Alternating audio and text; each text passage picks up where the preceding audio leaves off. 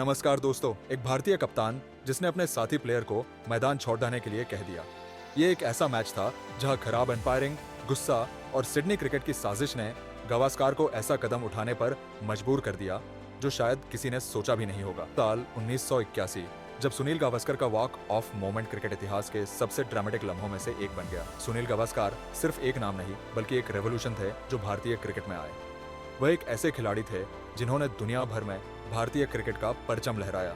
साल 1981 का ऑस्ट्रेलिया दौरा गावस्कर के करियर का सबसे कठिन दौर था। ये एक ऐसा समय था जब भारतीय टीम पूरी तरह से चुनौतियों से घिरी हुई थी। भारतीय टीम मानसिक रूप से वल्नरेबल थी। ऑस्ट्रेलियाई टीम अग्रेसिव स्लेजिंग और टफ प्लेइंग स्टाइल के लिए जानी जाती थी। डेनिस लिली और जेफ थॉमसन जैसे फास्ट बॉलर्स पूरी तरह से मानसिक दबाव बनाने में माहिर थे। गावस्कर खुद एक इंटरनल स्ट्रगल से गुजर रहे थे। इस टूर में गावस्कर प्रदर्शन बेहद निराशाजनक रहा। उनका पहली 5 पारी में स्कोर था 0 रन, 10 रन, 23 रन, 5 रन और 5वीं में 10 रन। गावस्कर के लिए हर मैच एक नई चुनौती थी। फिर आया मेलबर्न टेस्ट का वो पल जब गावस्कर ने कुछ बड्ढा कर दिया। मेलबर्न क्रिकेट ग्राउंड एक ऐसी पिच थी जो बल्लेबाजों के लिए सबसे चैलेंजिंग परिस्थितियां पेश कर रही थी। डेनिस लिली की हर गेंद एक बम की तरह थी जो भारतीय बल्लेबाजों को चुनौती दे रही थी। इस टेस्ट की पहली पारी भी गावस्कर के लिए कुछ खास नहीं रही, लेकिन दूसरी पारी में गावस्कर ने अपना असली जलवा दिखाया। उन्होंने 179 गेंदों पर 70 रन बनाए जो उस समय में एक शानदार परफॉर्मेंस थी, लेकिन एक ही क्षण में सब कुछ बदल गया जब डेनिस लिली ने अपनी एक विस्फोटक गेंद फेंकी जो गावस्कर के बैट पर लगने के बाद पैड पर लगी। लेकिन ऑस्ट्रेलियाई अंपायर रेक्स व्हाइटहेड ने इस नॉट आउट को बिना देर किए एलबीडब्ल्यू आउट दे दिया। गावस्कर के चेहरे पर गुस्सा और आश्चर्य दोनों थे। उन्होंने अंपायर से पूछा, did you not here the noise? लेकिन अंपायर ने अपना फैसला नहीं बदला। ऊपर से डेनिस लिली के साथ गावस्कर की कहासुनी ने उनके गुस्से को और भड़का दिया। तभी गावस्कर पवेलियन की तरफ बढ़ने लगे, पर बाद में वो फिर से वापस आए और एक ऐतिहासिक निर्णय लिया। उन्होंने अपने साथी बल्लेबाज चेतन चौहान को इशारा किया कि वह भी मैदान छोड़ दे।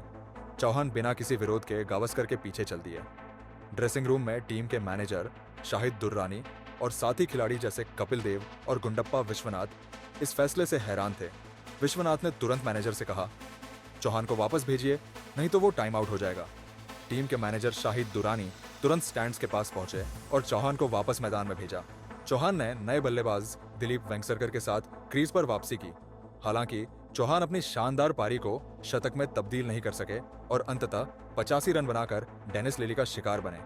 भारत ने अपनी पारी को एक सम्मानजनक टोटल 324 रन तक पहुंचाया।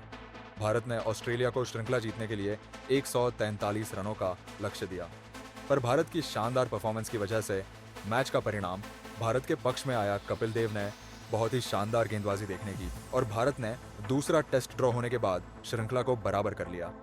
इस मैच का खास पल गावस्कर का वॉक ऑफ मोमेंट था, जो कि क्रिकेट के इतिहास में यादगार पल बन गया। सालों बाद सुनील गावस्कर ने इस घटना पर सफाई दी। It was a thick inside edge onto the pads, but I now know, looking back now, that I shouldn't have done what I did because I just got excited. And again, let me say, I got excited about the fact that it was a bad decision. I was walking off by myself, angry, but only after I'd gone about 15-20 yards towards the pavilion, and when one of the Australian fielders said something very typically Australian, let me say.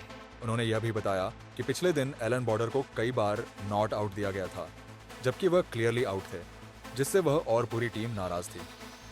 तो दोस्तों, ये थी कहानी सुनील गावस्कर के iconic walk of moment की। क्या गावस्कर सही थे? क्या उनका रिएक्शन उचित था? नीचे कमेंट्स में बताइए। Don't forget to like, subscribe and hit the notification bell.